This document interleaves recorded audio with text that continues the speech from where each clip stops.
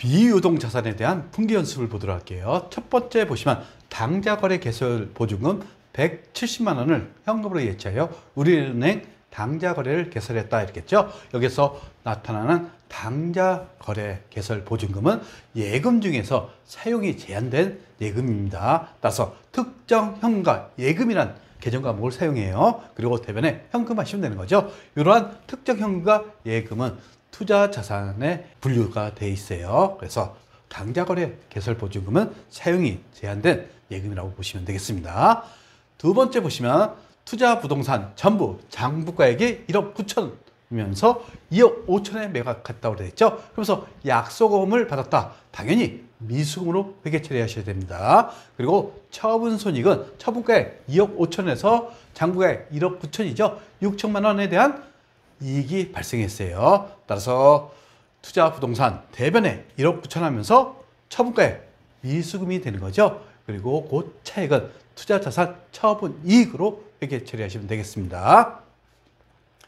세 번째 보시면 시가 1억 원인 건물을 증여받았다. 대표이사로부터 받았다고 그랬죠. 그러면서 소유권 이전 비용으로 취득세 500만 원을 현금으로 지출했다 그랬죠. 따라서 차변의 건물 1억 원하고 취득세 500만 원을 합친 1억 500이 되는 거죠. 그리고 취득세는 현금으로 지출했기 때문에 대변에 현금하시고 자산 수중 이익 이것으로 영업의 수익으로 회계 처리하시면 되겠습니다.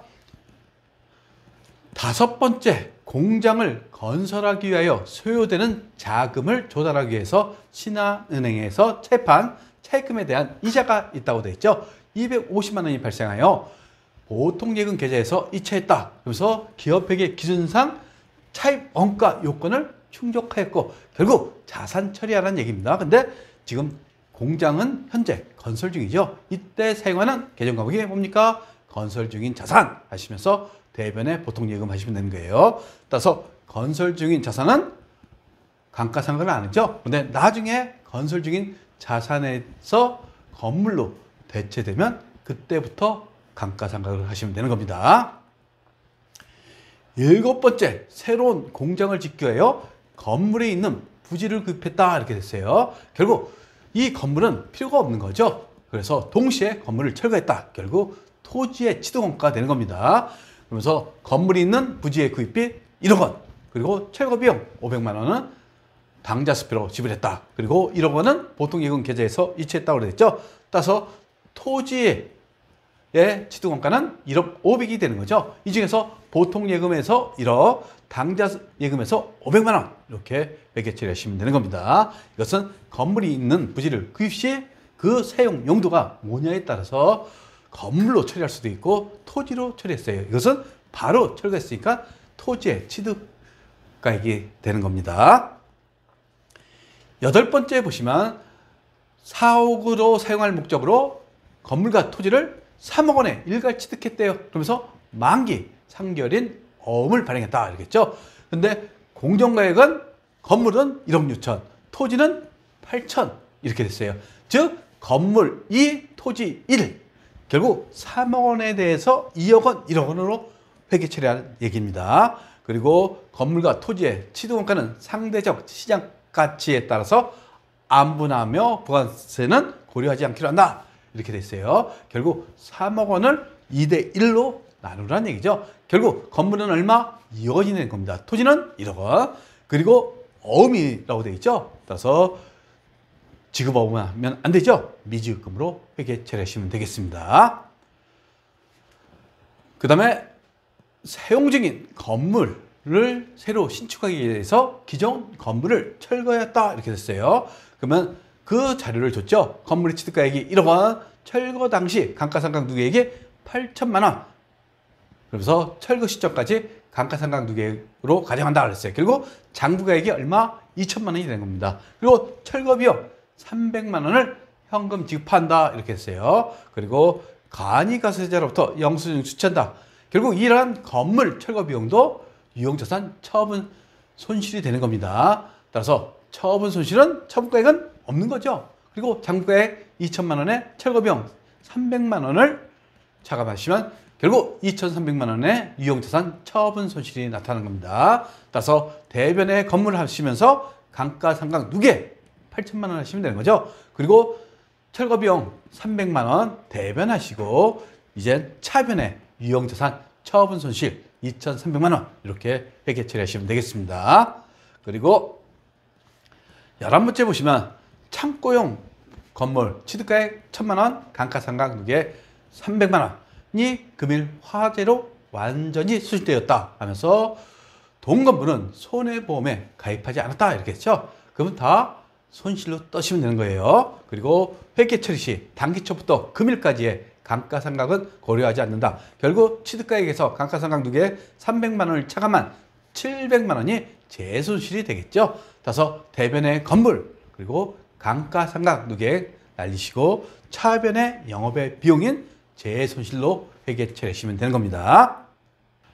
13번째 문제 보도록 할게요. 세안전기로부터 받은 약소금 근데 발행인이 주식회사 하이테크죠. 아마 배서양도 받은 어음 같습니다. 그런데 3천만 원을 만기일에 발행인의 거래은행에 지급 제시했으나 부도로 확인되었다. 결국 하이테크가 망한 겁니다. 근데 지금 세안전기하고 거래한 내용이죠. 그래서 이것에 대해서 거절증서, 작성비용 등 15만 원을 현금으로 지급하고 결국 세안전기한테 함께 청구했다 이랬죠. 결국 세안전기로부터 배서양도 받은 어음이 부도가 됐다는 얘기입니다. 따라서 세안전기한테 청구하겠다 이거예요. 이때 우리는 받으러 옴 일단 주식회사 하이테크를 날리셔야겠죠. 그러면서 여기에 들어간 비용 현금 15만 원하고 또한 3,015만 원을 부도원가 수표, 즉 언제 받을지 모르니까 부도원가 수표로 회계 변경한 거예요. 결국 받으러 옴 있던 것을 지금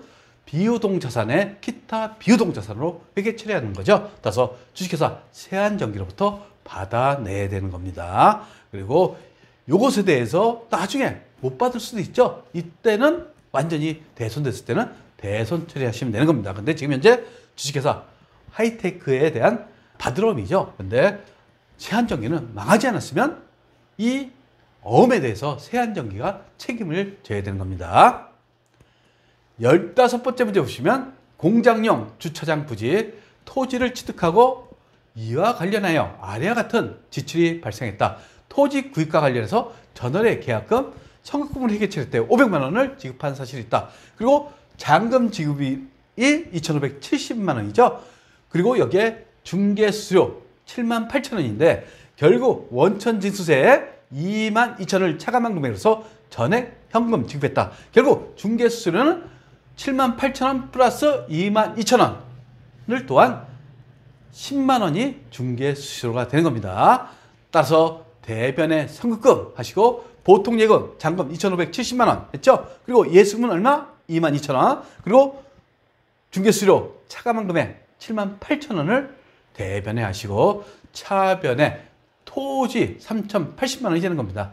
결국 토지의 취득 원가는 이렇게 돼 있죠. 선급금 500만 원하고 잔금 2,570만 원 그리고 10만 원인 중개수수료로 이렇게 구성되는 겁니다. 17번은 재평가 모형에 따라서 회계 처리하는 것을 여러분들이 아셔야 돼요. 이것은 전산세무 1급에서도 자주 나옵니다.